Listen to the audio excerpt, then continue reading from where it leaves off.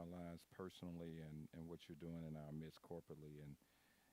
And thank you for being patient with us um, that we can be a mess and you know it. So thank you for being patient with us and for what your plan is, and you give us a chance to get it right. In Jesus' name, amen. So we're continuing about listening to God, and so we're going to start with the fact of why we miss Him, and then we'll get into some ways that we don't. So there's these broad categories. Uh, there are four. There are four things that we'll say that cause us to miss God, and to miss it badly. Uh, the first one is being busy. Being busy. So talk about busy. So we're going to give you a chance. I'm going to tell you what they are. I'm going to give you a chance to talk about busy. The first one is busyness. Busyness. So talk about busyness and how it's so easy to get into that. Well, all right. I appreciate you using that word, but that's a dead word. That's a dead word. And when I say it's a dead word, um, multitasking in of itself is busy because you can't get anything done. And I understand why people say they're multitasking, but I promise you, if you go back when you say you were multitasking, you did one part of it better than you did another, and you didn't do either one as well as you could. It's not even possible. It's not possible because you're trying to watch more than you need to watch all at one time, and you really can't get very much done. And although we take pride in being able to say that, but it really is counterproductive. You get something done, and then you go to the next thing. So since we've been duped into thinking about multitasking, that keeps us busy. It keeps us busy. I mean, it's just like juggling. Juggling, multitasking is like juggling. It's like juggling something, and you're trying to keep it up, keep it together, keep it going, and all of that. So you keep talking it out, talking this out, keep talking this out.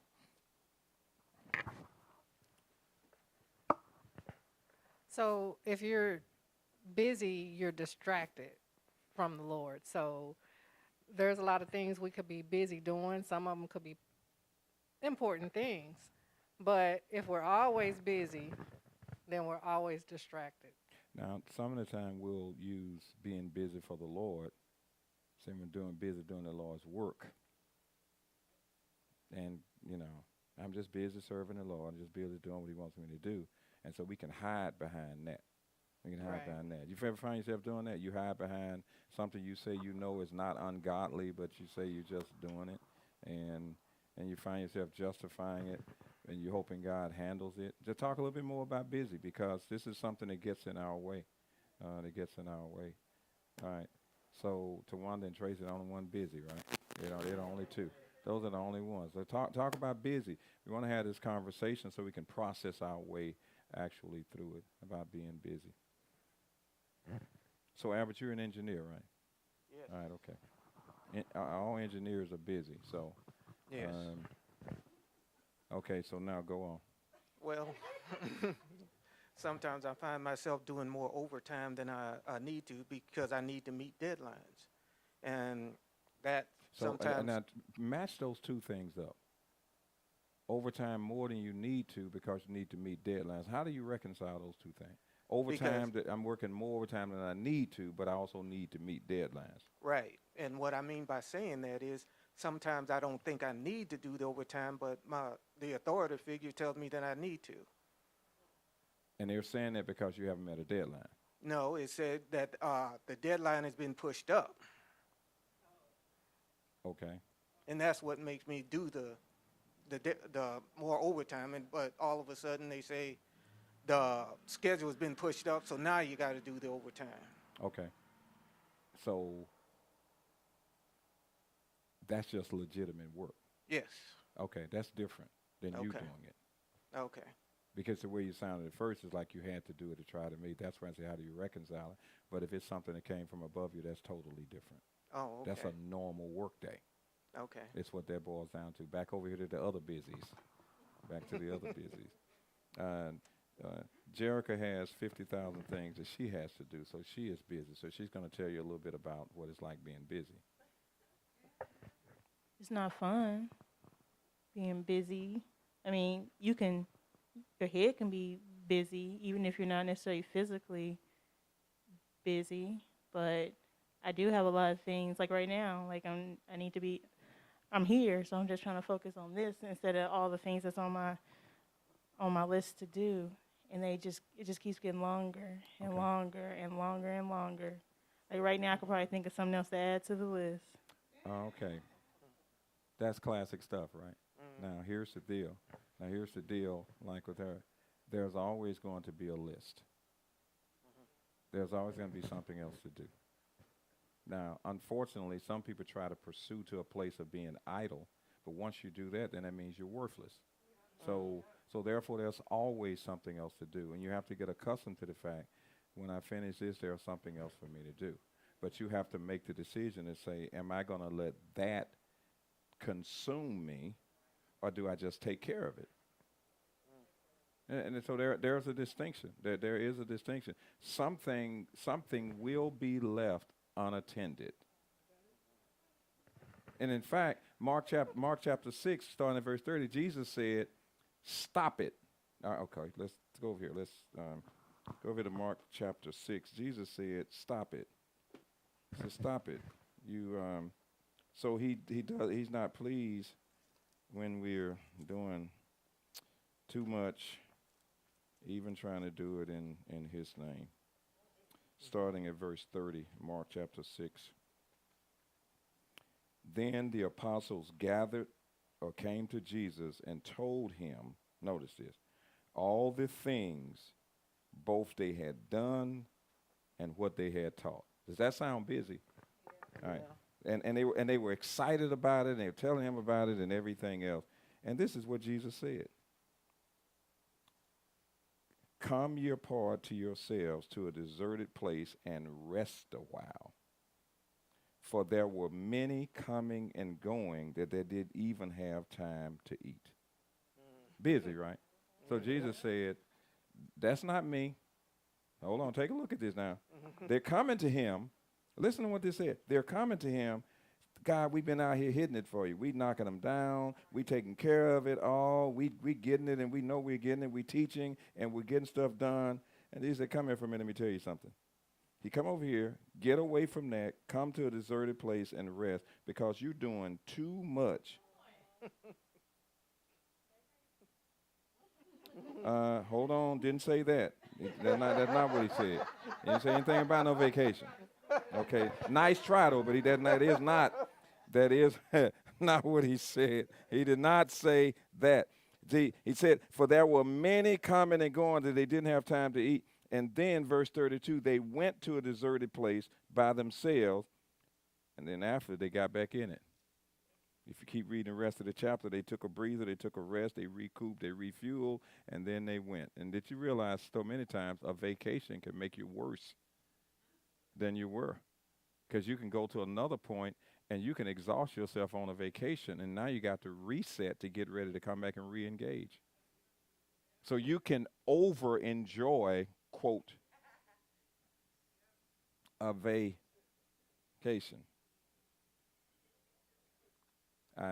You can do it because therefore everything has to be put into perspective, because even a vacation, saints of God cannot look at it the way that people who are not his look at it. Because even when you make a declaration of a vacation, you're still not off the clock. You're still not off the clock, because he could disrupt your schedule on a so-called vacation, because he's saying, you're still under my watch, and I want you to understand you're under my watch. So if I say shift over here, then some of the other stuff you have in mind, your plan has got to be adjusted. Okay, so busy is busy. It doesn't matter how you slice it. Busy is busy. So, Jericho, there was something else you were about to say?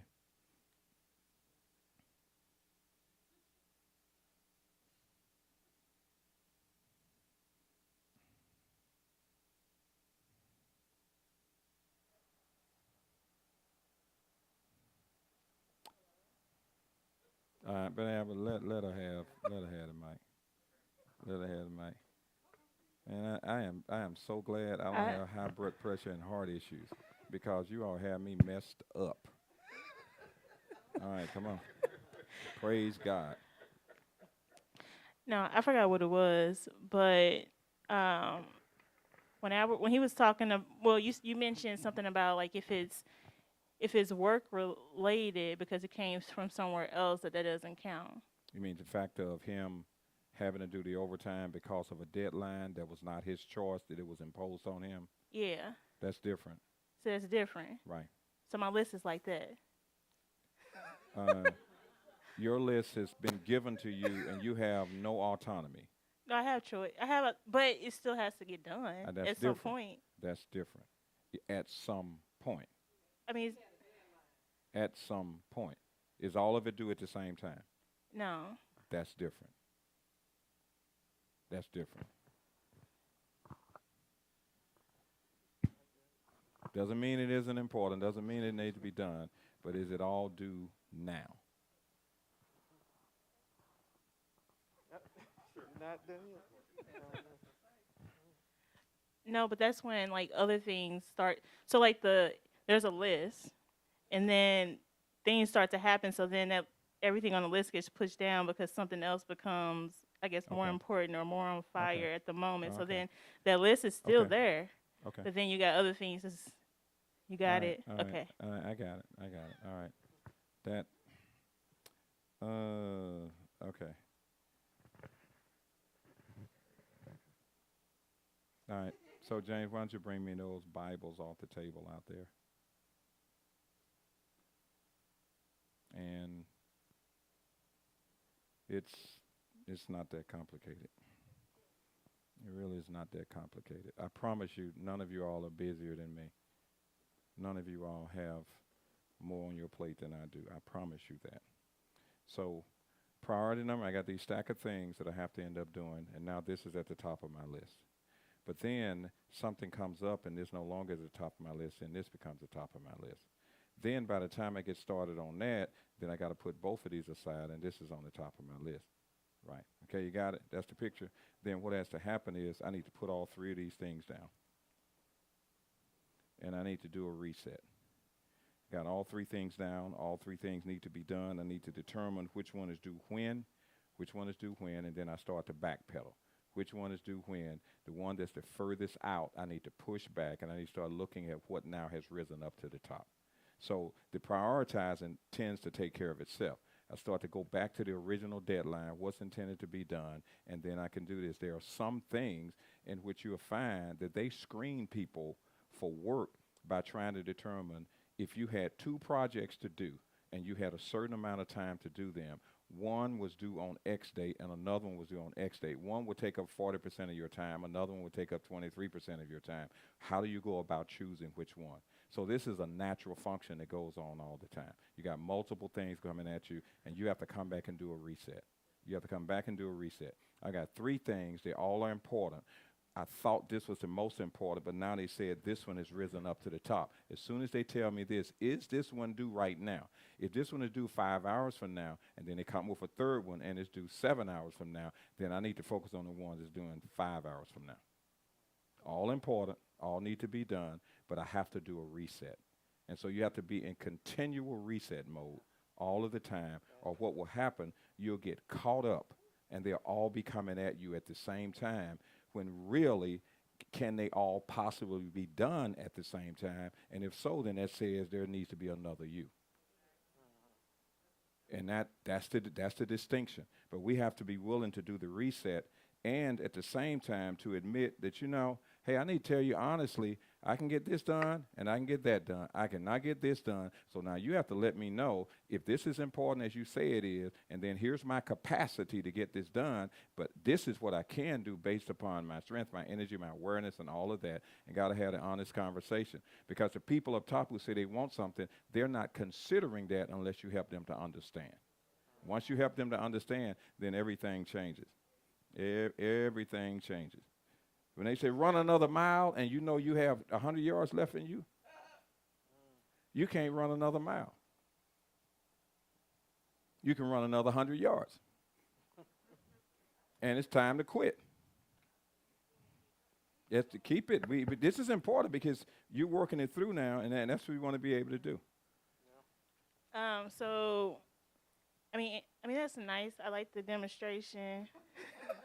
But it's real. But it's real. It's real. Go on.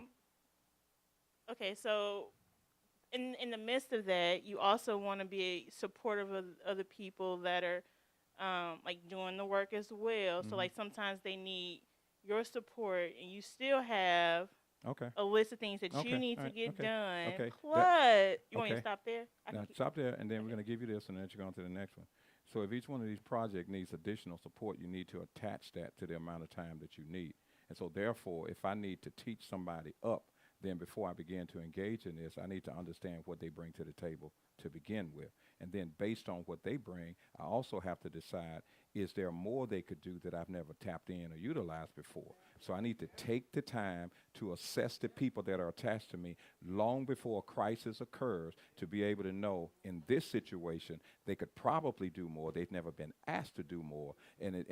So then I have to also take a look at those things in order to know what I'm really up against. So a lot of it is in the pre-stage before it's the action stage to know, what are my resources? What do I really have available to me? How can I activate that, and what do I begin to do? Then you'll find that there are some people, they want to be able to engage more if given the opportunity, if you were to develop them. And you give them time before crisis so that in a crisis, you know how far they can go. So a lot of it has to do with the assessment and evaluation of the people who are attached to you. Now, keep adding. Keep adding. So, I mean, a person I'm thinking about in general, like she definitely wants, and she's doing a great job at doing all the different things or whatever. But it's like, how, like, I don't know, like people are putting things on your list because they want you to look at something before they move on with something. Like, just move on with something. I don't need to look at something. But have you taught them that? Have you taught them that?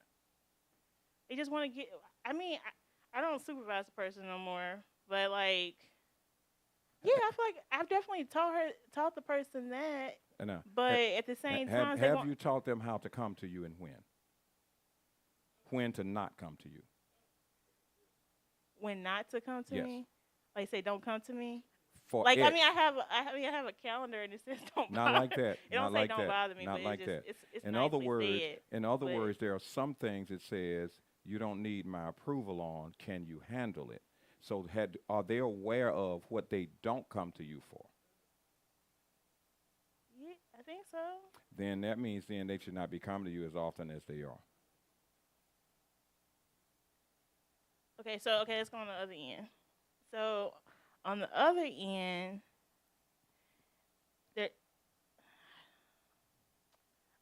end, so like somebody, let's say whoever is supervising me, but they just have a lot on their plate. So we have like therapy sessions and stuff to kind of help with out. With your supervisor?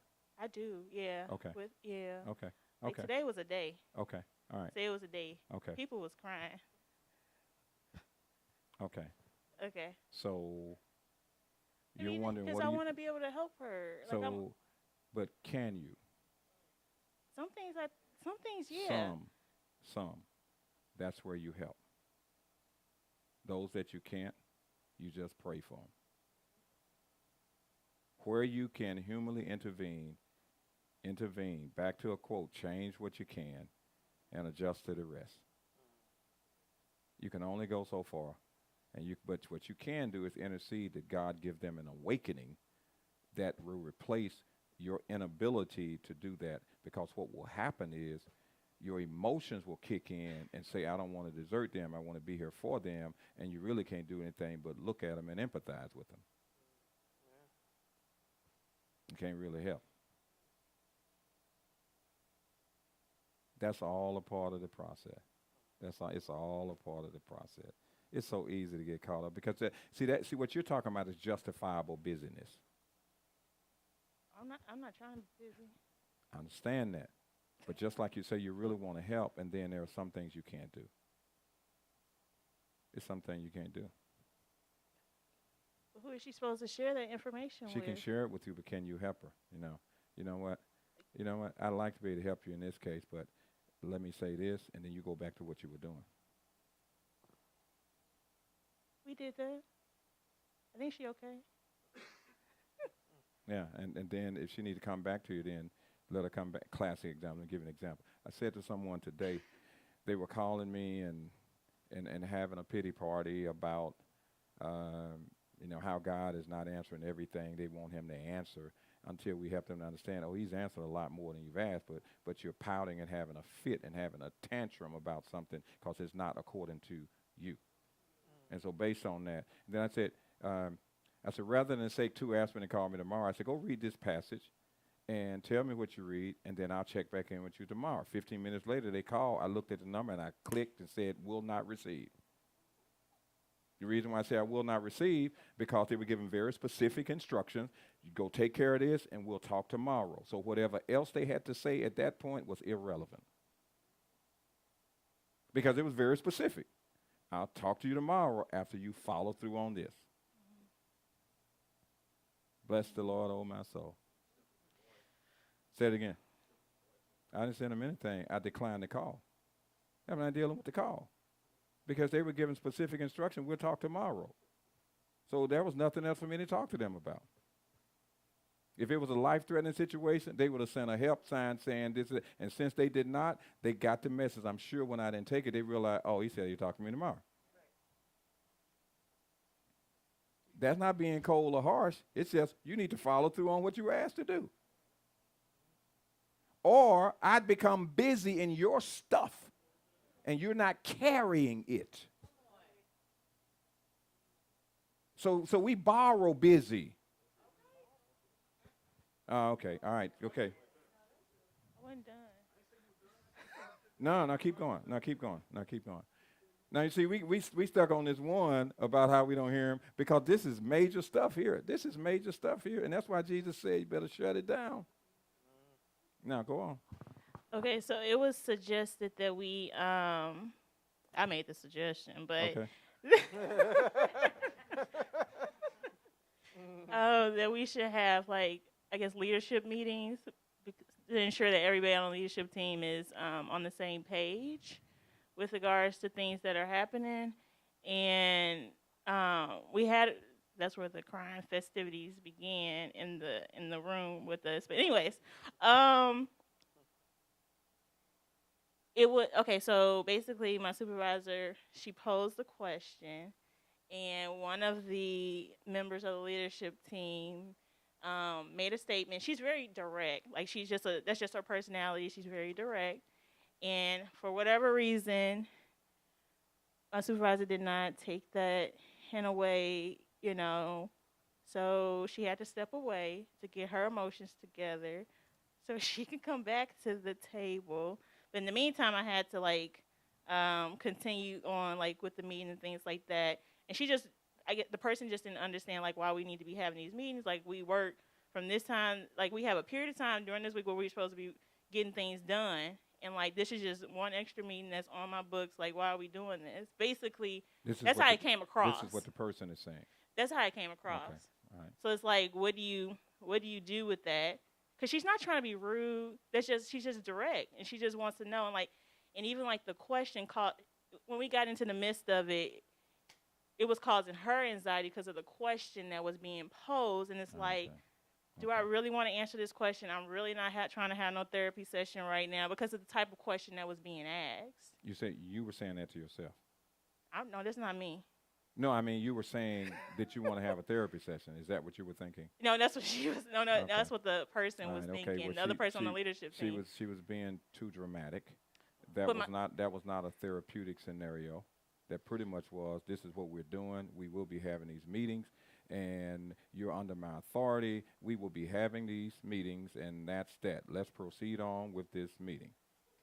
but the thing was, it was posed as though the question was posed during my therapy session, there was a question that was posed basically, and she thought it would be good for this particular session to to say that, but she knew at the time that it was going to be somebody that's in the space that was not going to like it. And she said that up front. She was like, she didn't call out the person, but the person already knew. So she was like, I know everybody's not going to take this well, but I want to go ahead and try this. Having And- another meeting. Huh? Having a meeting. No, that question. Well, Okay. that she doesn't. The person doesn't like icebreakers and all those Okay. types of things. All right. Okay. All right. Does that make sense? Yeah, totally. It totally does. That person is misaligned. Which one? The one who's trying to raise the destructive questions that she realizes She apologized. it doesn't matter. They still are, they don't understand the dynamics. And so then therefore, where that falls on, not necessarily for that person, then it goes to the leader, the person up top, who has not established the culture and the boundaries in terms of how we do stuff. This is how we do stuff. You can come in and ask all the questions, but that's not going to change the direction that we're going in. Yeah, and the person, and she even said it. She was like, "I just need you, like you, the leader. You just tell me what to do, and I'm gonna do it." Because she's very collaborative as well, and she's just like, "You just need to tell us what to do, and we do it." But at the same time, like, you don't necessarily want to do this. So, Okay, all does right. it make sense? It does. Okay. I'm going to tell you a quick solution. Ask your supervisor to contact me as an executive coach, and we can straighten her up quickly about how she needs to lead a team. Because pretty much what that says is she doesn't understand the authority that she's been given to lead, because as the leader, you don't ask questions as to whether or not I need permission to leave you. You make decisions. You define the boundaries and what it's going to be like, being conscious of everybody else who's involved, but they have to come to understand once these things are put into place, then you can have all the private conversations with me. But when we come to our having these meetings, I will cut you down, because I consider that to be insubordination as a result of your undermining my authority, when it's very, very clear that's not what we do. And therefore, if you want to ask me anything, you can ask me in private. But once you do it publicly, then that's a contradiction to the line of authority that's been established.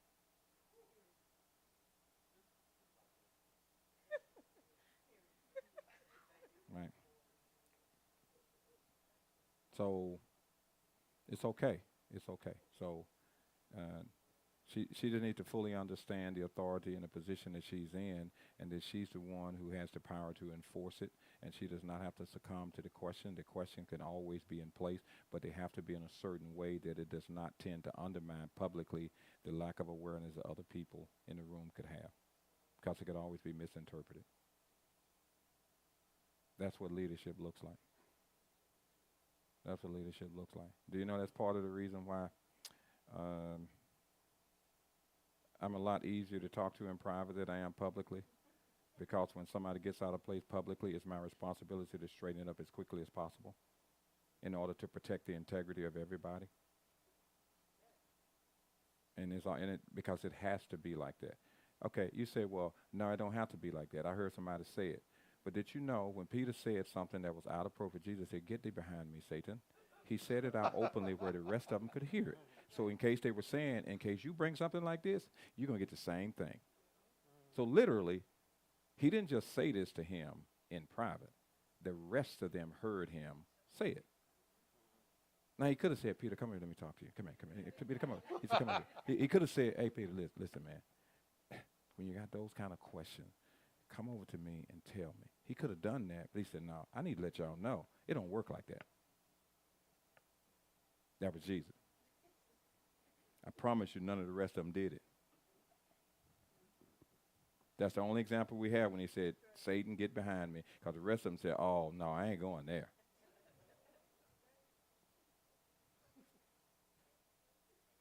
Now, you know, in church what they say after a while, protocol has been established. Once it's done, it's done. You don't have to go back and revisit. Once like, boop. Now that's leadership according to Jesus. Or in another case, he said, "How long I got to be with you all with your stupid self and you ain't got it yet?" Okay, but he, he said, "How long I got to keep telling you all the same thing?" Now, Jesus didn't say it in private. He said, "Hey, man, come here. He said, I know it's hard. He just said, all y'all. How long I got to be with y'all telling you all the same thing? Don't one of you get it? Like neither one of y'all get it? He said, how long I got to be with? He said, y'all, you all of you. He didn't say Mark. He didn't say James. He didn't say John. He said, you. So they all could hear it. Okay, all right. That's leadership according to Jesus. And I already know, well, you don't have to be so. That's leadership according to Jesus. Because when he checked him, he didn't have to do a double check. And the rest of them heard. Whenever somebody was checked, the rest of them heard it. He said, I don't want to be checked like that.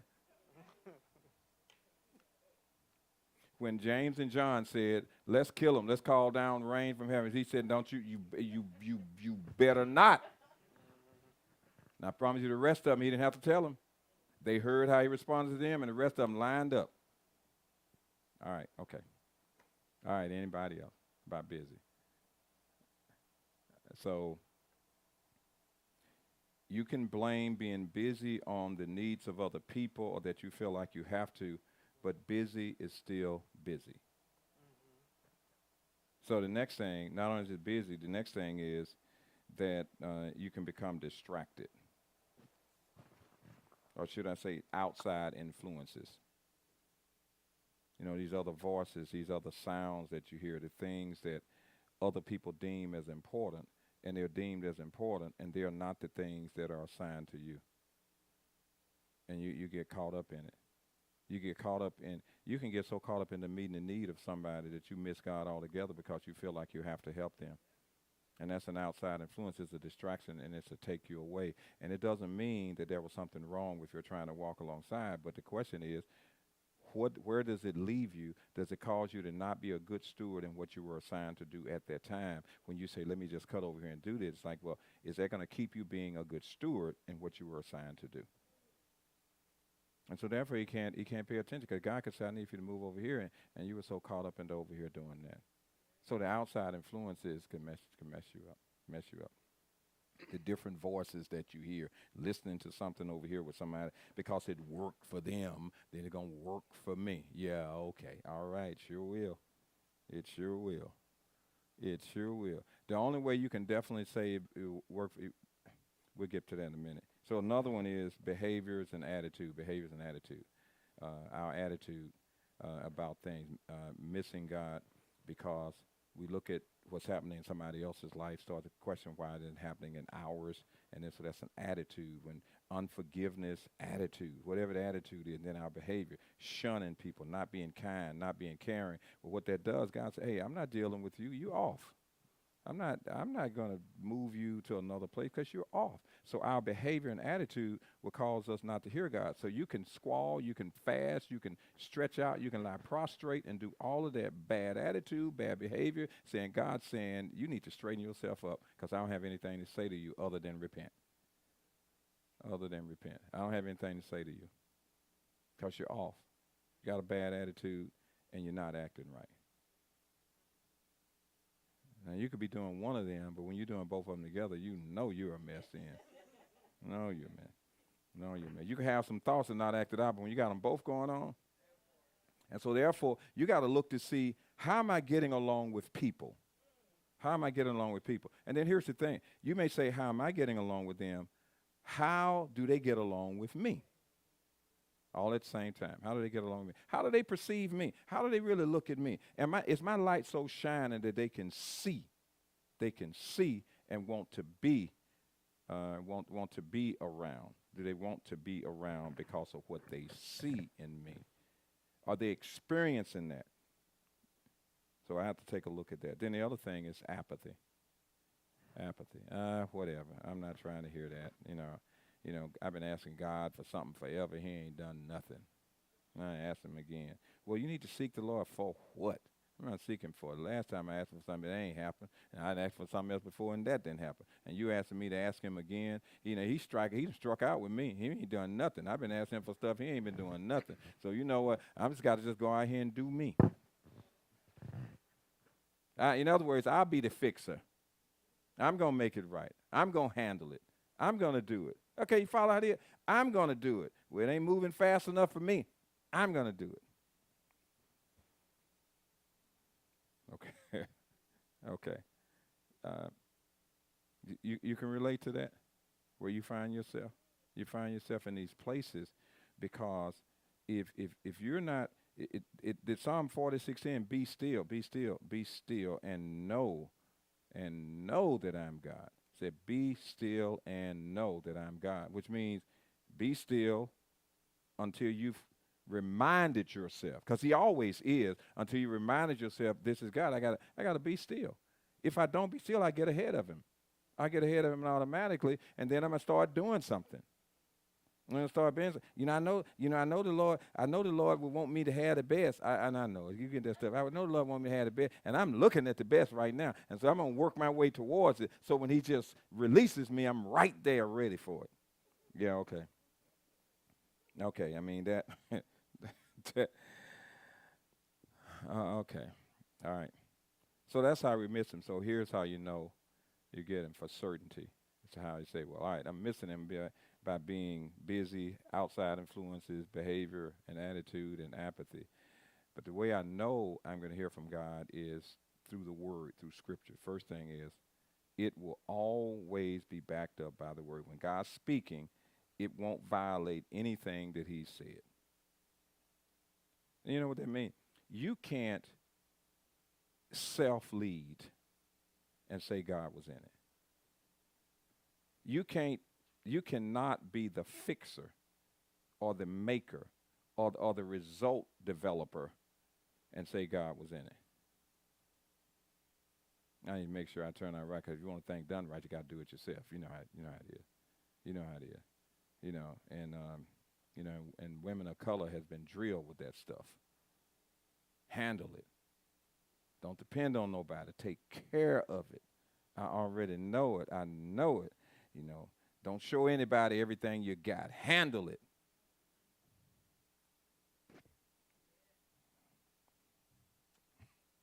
Already. So you take over stuff and you're like doing stuff. So women of color have to guard against that natural inherited tendency that was told generationally because of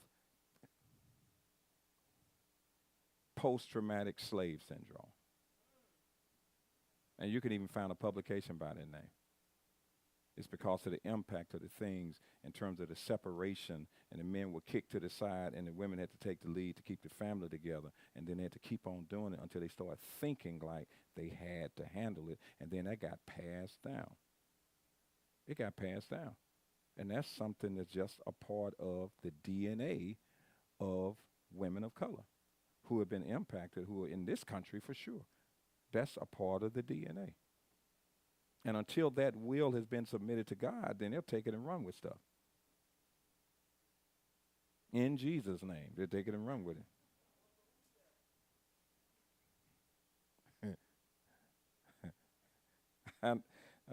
So it's the word. Then the other thing, the second part is affirmation, or should we say there's going to be the same sound that's in his word. You will be hearing it from somebody else. It won't be a new sound. It'll be the same sound. So the affirmation is, or should I say a witness. The witness then would end up being that when somebody's trying to provide some direction, it would be consistent with what the word says. So God's not going to provide any support or guidance or counsel for you that somebody comes to you outside of his word. It's never going to be outside of his word. Somebody's in a trance trying to give you a word from the Lord. I'm seeing God doing this for you. They're closing eyes. Yeah, hold on. Yeah. Yeah, I'm seeing what God is doing. God didn't operate in trances and spells and stuff like that. I'm seeing you. Yeah, he's in a dark suit with a red shirt. Yeah, okay, right. Don't see that stuff is witchcraft. Witchcraft. That's not God. Yeah, he may do something through a dream, but you're not relying on the dream. Because some dreams you have are unnatural. In all honesty, some dreams you have because of what you ate. I mean, and that's for real. You know, you ate a certain thing, and all of a sudden you was just dreaming. You was just dreaming all out of your head, and all kinds of stuff was coming into your head. It's because of what you ate, and you laid down on it. And you're thinking, I heard from the Lord. No, you heard from what you ate.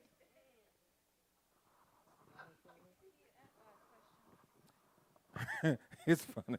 It's absolutely hilarious. You know, certain food will have you up. I mean, certain food will just have you up. And most of the time, you know it in advance. Well, I know what it's going to do for me, but I like it and I want it now. I'm going to do it anyway. Yes, ma'am. I just want to make sure I got the second one right. Is it repetition or is it witness? Not repetition. It's like affirmation. It would let's say God's speaking, and so you have this urge down inside God's, and it stays there. And then in conversation, without you even asking somebody about it, Confirm. you'll start hearing a sound that's consistent with that, without them trying to prophesy over you. I see. Gotcha. I don't have my notebook from last week, but I remember you saying something about confirmation last week. Right. So what can you tell us right now? What's the difference between the confirmation and affirmation? So I know I heard you say with affirmation you may hear the same sound. Right.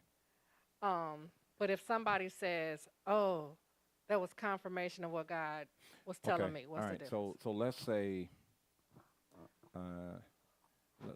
let's say God spoke to you about, let's say, a project, about carrying out a project, and this wouldn't leave from you, and then some steps to move you closer to it would be a confirmation. You may have met somebody who would have gotten you closer to that next step. That's like a confirming process that what you're experiencing was there. Yeah. It's like somebody said, God told me to build a house over here in this part of town. How much does that property cost? Do you have the money? Okay. Well, God told me to build this over here. Do you have the money? Is there space available for what you're talking about? Now, you might have a feeling that God did, but you're broke. And, so God ain't telling you that. You broke.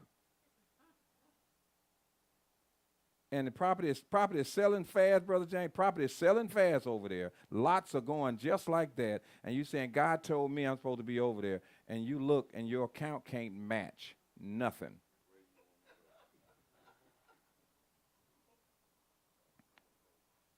That now, so Tracy's trying to hold on. She's trying to hold on back there. So now here's the deal. Now, get this now. You could be broke, and God could send somebody and say, I'm going to deed this to you. But you broke, and no indication, and nothing happening, you might as well take that off the plate. Yeah. Yeah.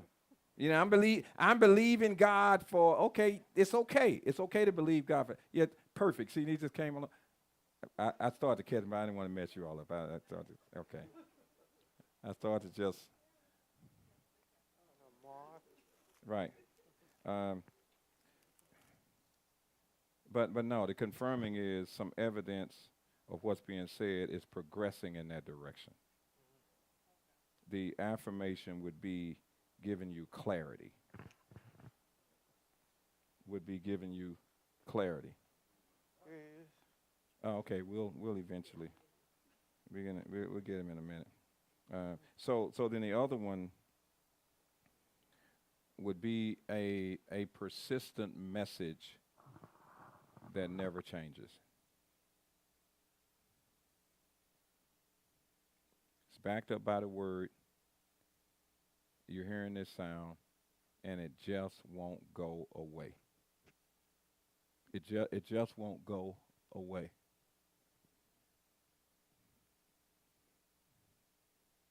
Because what he is saying is, and what he wants, it will not go away. If God's hand is in it, it will not go away. That's the reality. So talk through that. Talk through the misses and what we know for sure. So let me just kind of hear some feedback on that.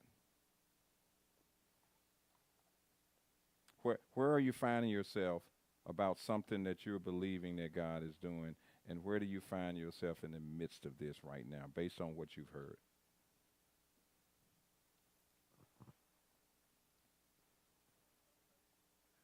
You know, everybody at the same time. We can sing this song. You know, we can sing this song.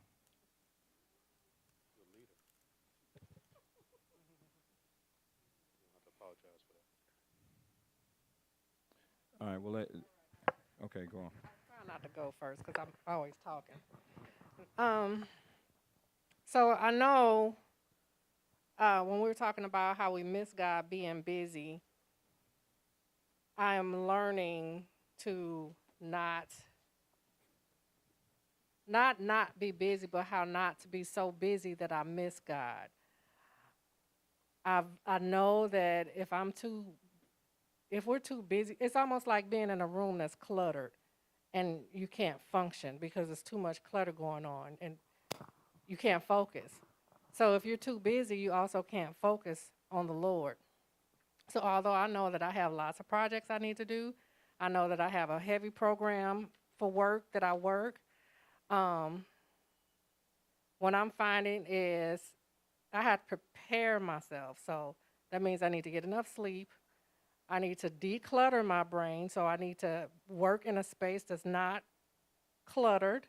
And the same thing goes for the Lord. I have to be rested because if you're tired, you're going to miss God too, I feel like, because you're focusing on you want to go to sleep. So I try to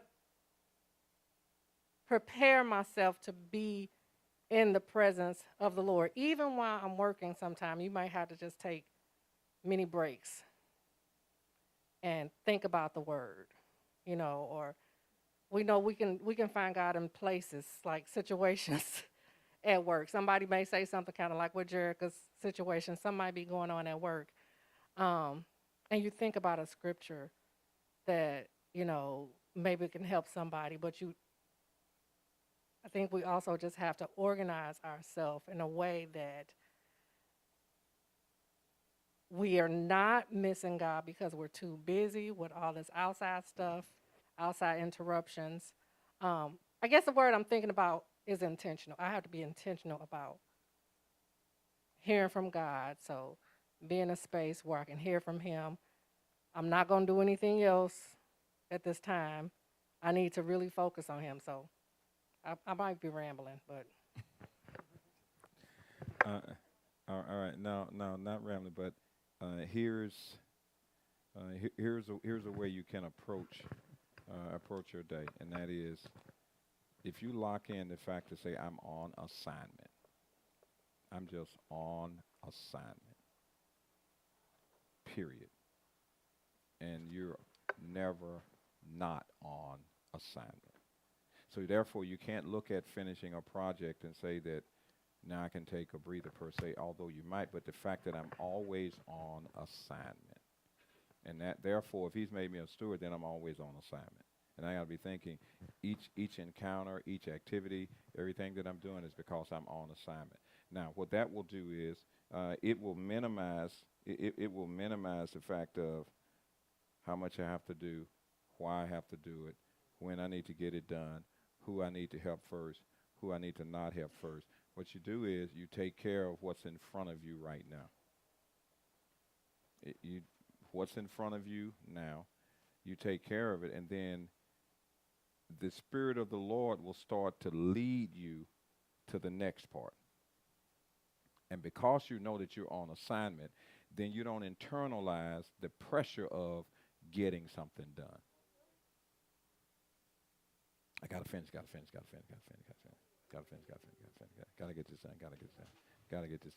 this done.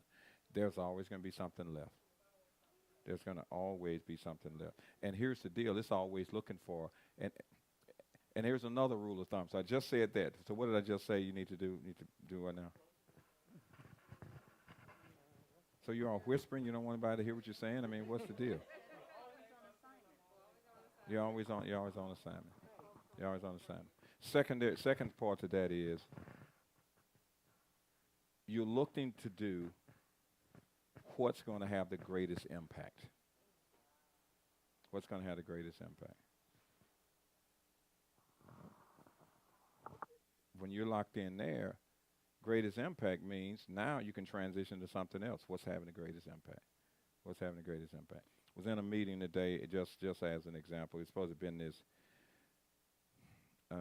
clergy advisory meeting, and they're looking at Alzheimer's disease research and what do you do, how do you go about doing it. So you have these people that are in the room. This panel of researchers came in town from Harvard, and they were talking about how you engage the community, and they're going to be going to every major metropolitan area to meet with clergy and civic leaders. So I'm sitting here and I'm talking, and people are asking questions that was because of their lack of awareness, but because I've been in this space so long, it's a lot more things I would know. I start talking to them and start to say, well, here's the reason why this is, that is that, here's why outreach is this. And the person who was leading it said, I remember meeting you about 10 years ago when you were at the Alzheimer's Association, okay? And they're going around the outreach. So what I said to him about greatest impact, and this is to give you some idea, you may not even do things like this. I said, well, let me ask you this. Since you're going to be going across the country talking to clergy, are you interested in signing me up to represent you when you go talk to clergy so that I can help to facilitate this process for you? So he stood there and looked at me, and he said, if you're really serious about it, we'll fly you in, and we'll take you over here when we go to these areas. I just need to get your contact information, and then that's what we're going to do.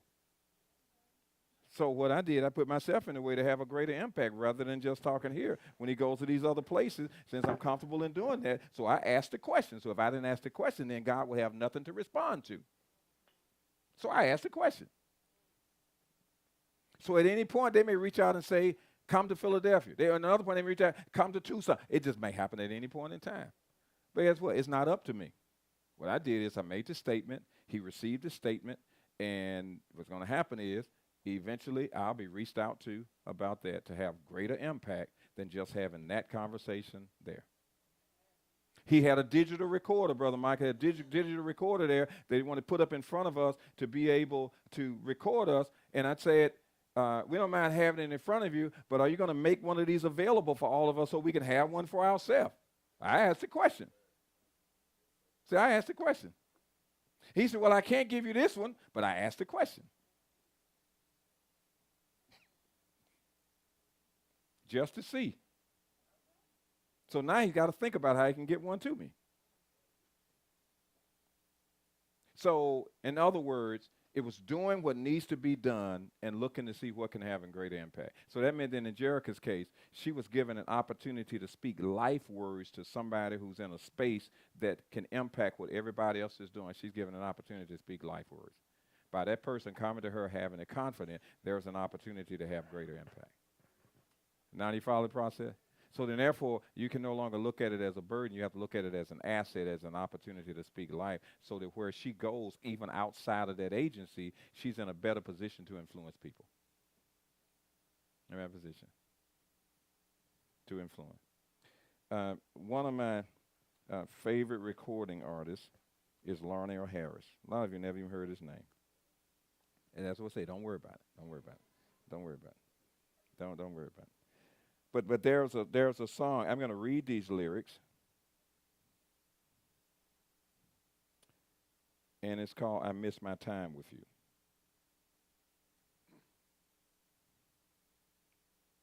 Based on what we're saying. Listen to these words. There he was just waiting in our old familiar place.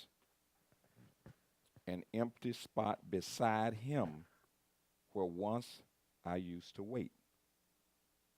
To be filled with strength and wisdom for the battles of the day, I would have passed him by again if I didn't hear him say, I miss my time with you. Those moments together. I need to be with you each day, and it hurts me when you say you're too busy. Busy trying to serve me. But how can you serve me when your spirit is empty. There's a longing in my heart wanting more than just a part of you. It's true. I miss my time with you. That's not all of it. Then it said, what will I have to offer? How can I truly care? My efforts have no meaning when God's presence isn't there. But if he provides the power, if I will take time to pray, but I'm going to start staying right here beside you, Lord, and you'll never have to say, I miss my time with you, those moments together. I need to be with you each day, and it hurts me when you say you're too busy trying to serve me. But how can you serve me when your spirit is empty? There's a longing in my heart wanting more than just a part of you. It's true. I miss my time with you. So why don't you go out there on YouTube and listen to it? And go out there and listen to it. That's actually a song that I probably sing like whatever, but it's I miss my time with you. Yeah. When you play it, you'll play it more than once, I promise you. Because you'll be brought under conviction. I did it again. I just took off running to go do something and did not check in. I just took off and I was in it before I knew it and handling it and didn't even check in.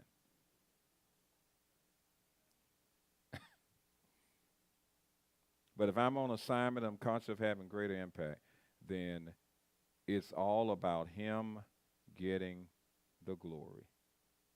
It's all about him getting the glory. So therefore, in this situation today, it wasn't a coincidence that the gentleman remembered me from at another point in time and had some confidence in the fact of, I can trust you. But God had prepared me to say that, not even knowing that, until afterwards to say he was preparing the way. Notice what we said about how he gets it, this persistent message, and that's part of the bigger vision that he's given me that says, I'm going to allow what you do to impact the lives of thousands. I'll put you in places where you'll be able to do that. And so the only way that happens, I have to say something. They don't have to say something. So now you got to ask yourself, what did he say to you? What did he say to you? Just like we put something out on Facebook Live today about the script. What was his original script to you? What did he tell you? What role were you supposed to play? Whatever that role was, did you know when they accept a role in a movie, they can't all of a sudden say, I don't want to play this role no more in the middle of the script, and then say, I'm going to go play another one? I don't like that. I don't like being the one being hit. I want to hit. It's too late. You took the role. And so what he's saying is, the original script is what I keep for you. Do you remember your part? Because I'm going to keep pointing you back to what that part is. I'm going to keep pointing you back. The lead actor cannot be replaced by the supporting actor. He just says, what did he tell you? What did you hear? And we're helping you to track this down now. Let's go back. God speaks.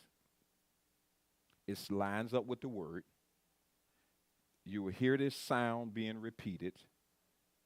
And there will be a persistent message that will not alter it because it'll be the same thing. You know, God's not doing a reset on his original script. There is no reset. It's the same one that when you follow it, then it always leads to a place outside of how it begins. It never stays how it begins. In other words, the impact, the message is the seed. All right, you got this? The message is the seed when he says, here's what I'm saying to you. And if you embrace this, this is going to produce something that you haven't experienced yet. If you stay consistent, which means stay in the word, pay attention to what you're hearing, and watch the details. The consistent or the persistent message is the fruit of what you're doing that lines up with the script.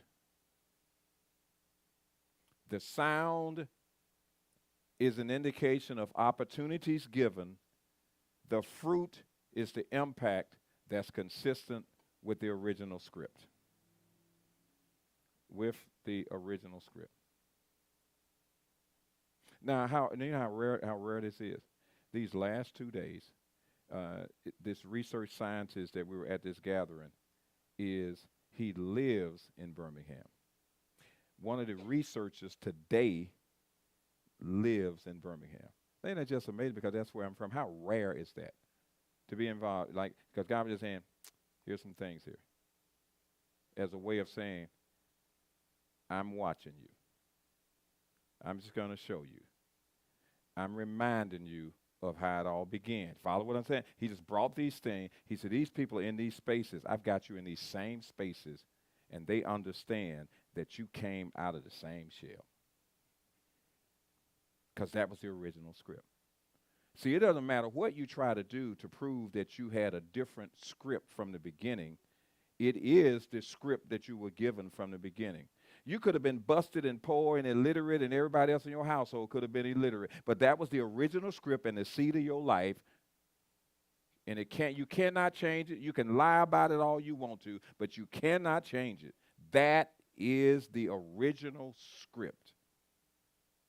And as soon as you accept it, then you can be about the business of what he's going to manifest to it. Because God's great at taking messes to make them masterpieces. He's great at elevating something that's been kicked down. He's great at changing the view and the image of something that everybody else said could not be. So they can say, let your light so shine that others may see your good work so that he might get the glory. Because you want to be able to say, just like this, it's 3 parts to it. It says, I was, Jesus did, I am.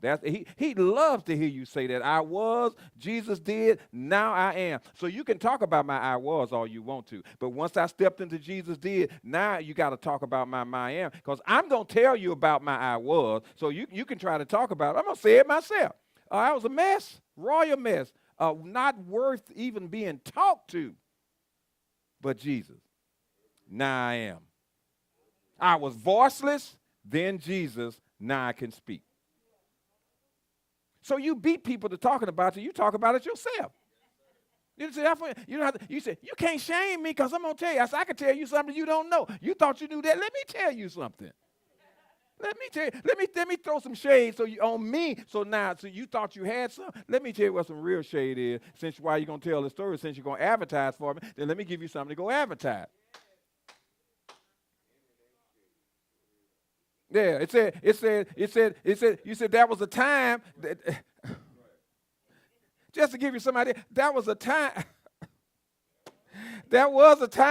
in which there was one outfit that you wore to church. And you better take it off as soon as you get home and set it somewhere until the next Sunday. As soon as you got home, out of it you go, it gets set apart because you're going to put that same thing back on next week. Every time. Sunday only. Or that was a time in which hard cardboard had to be cut to fit a hole in the shoe where you'd be walking so that a rock wouldn't cut up your foot because of the hole in the shoe, because no more shoes could be bought.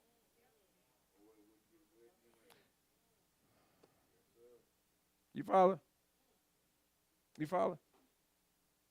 I'm just saying that I was. Oh, I can just tell you about something else. It was so many of in the house that when something would cook, when the bell rang, if you didn't get in, you might have had the pot left. Because there was nothing in it. They had already licked the pot by the time you got in. If you didn't get in soon, there was nothing. It wasn't the drippings. It was nothing.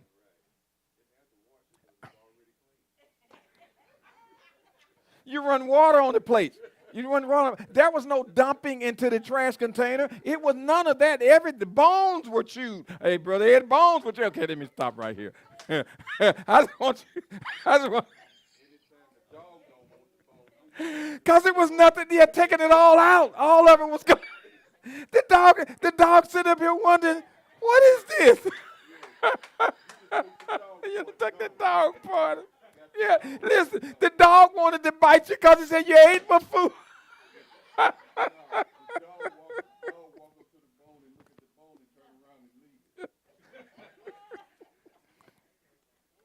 So when you get excited about I was God, gee, he did, and now I am, it's that then you don't mind telling. Because see, you got no story to tell unless you tell your I was. There is no story. Because otherwise you give the impression you've always been, and it's not true. And it's not true. That's the whole deal. It's like, hey, it's like, hey, okay, I'm trying to remember one of the little stuff. I have so many stories I could tell you about. I remember when you're stupid and in the flesh and you do stuff. There was this little windbreaker that I saw this red, white, and blue windbreaker in this store. And I was down to my last $2. And it cost $3 and something. So in my little mind, little twisted mind, I'm finding a tag to fit the $2. And everybody in the store knows it costs more than that. But my little mind wanted this little red, white, and blue jacket so bad. It's whatever it takes for me to walk out of here with this on. I'm going to keep changing these tickets and keep changing these tickets. And it never worked because all I remember was I didn't have enough to get it and said the day will come when I'll be able to buy anything I want to at any point in time and get any color that I want. Because I was down to my last $2.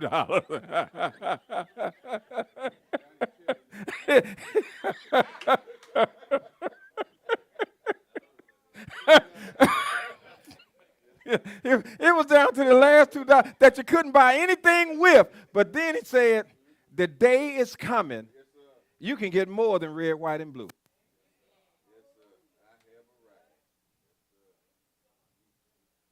He said, I'm going to put you in a place where they're going to give it to you and you won't have to buy it.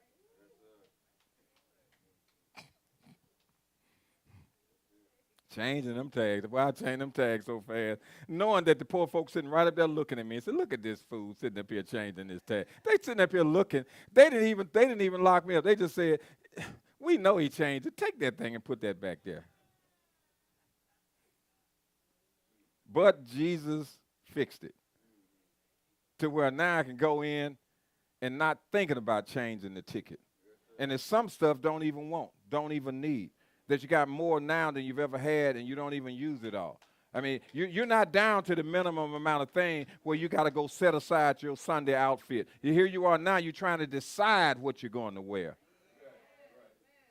That is the thing. Where oftentimes now, some of you may say, well, I've never had to deal with that. Where some things that you've been served at your home you were not interested in eating at the time, but you ate it because there was nothing else to eat. That you would rather have had something else. But you knew if I don't eat this, I will not be eating.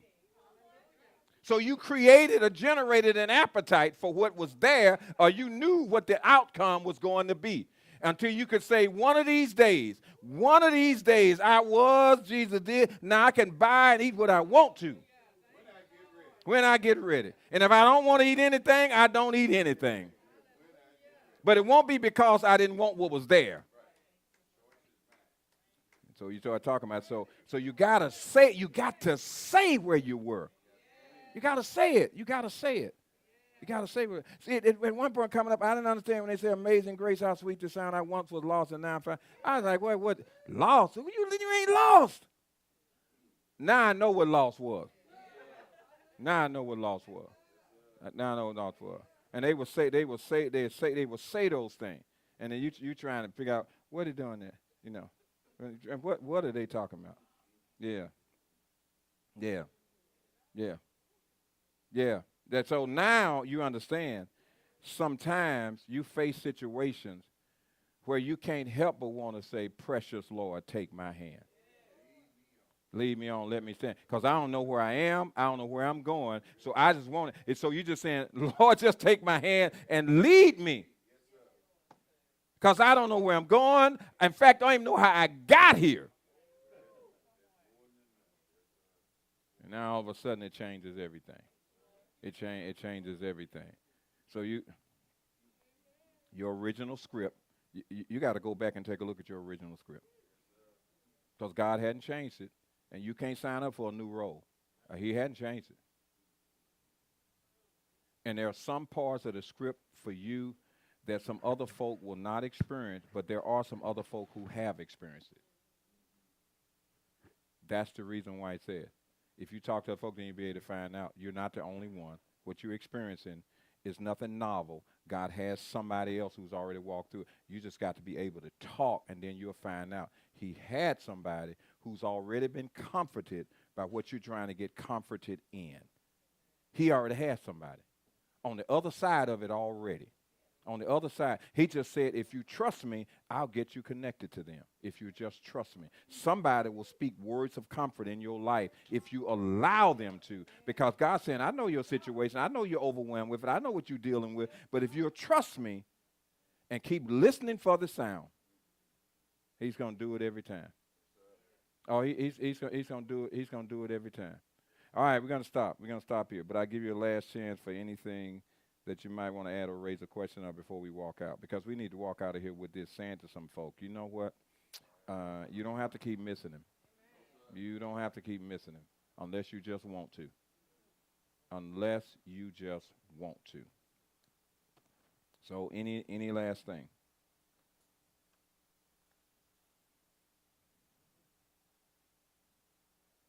Then let me ask you the question.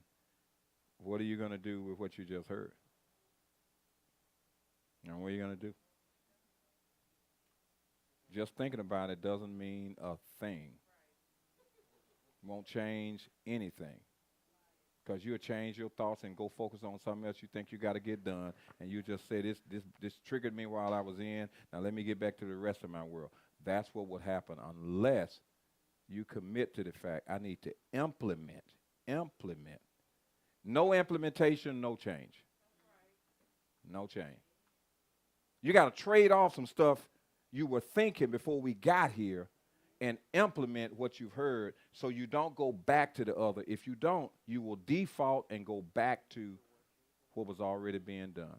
You'll find yourself busy, overwhelmed, trying to figure it all out and everything else, and then you'll be miserable and trying to figure out why. And it's because God said, well, you didn't even listen because I tried to tell you. I tried to tell you in that regard. So, Father, we thank you for clarity, and we thank you for an opportunity to cooperate with you. And we also thank you for the consequences of not cooperating with you. Because of your love for us, you can't just let us get away with things that you've shown us. That you'd have to allow us to experience the consequences. So we thank you and ask that you watch over those who are here, those who are tuned in, and we give you all of the honor and glory and praise in Jesus' name. Amen.